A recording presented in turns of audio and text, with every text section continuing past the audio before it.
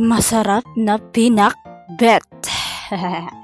So for today's video mga gyo, magkuha ta og batong kay atong isagol sa atong pinakbet.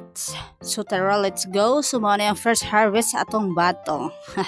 Tambok paninimo mga gyo. Ika nga nila, pag may tinanim, may aanihin. So tara, let's go mga gyo. Ato na ning lutuon. Atuan ang butangan og idibulin, ahusin, bombayin.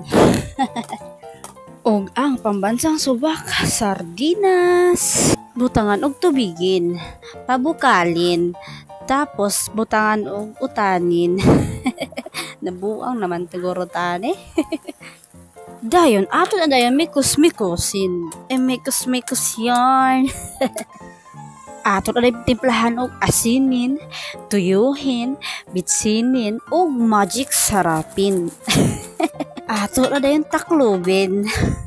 Pag ubinin, wala pa nalutuin, hilawin pa. Mikus-mikusin na naman. Tapos, taklubin na naman. Tapos pag open, ay lutuin na masarap na. Yate ne. So, ready na kainin. Lami kayo mga gyaw. So, luto na atong pinakbet mga gyaw. So, ato na hinahinayon pagbutang aragugay tamahuman kay kapoy kay bus over no. This is it, pansit ay pinakbet di ay.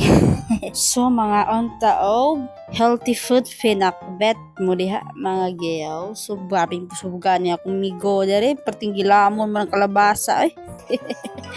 Puri ya buyag ni mo bata. Thank you for watching.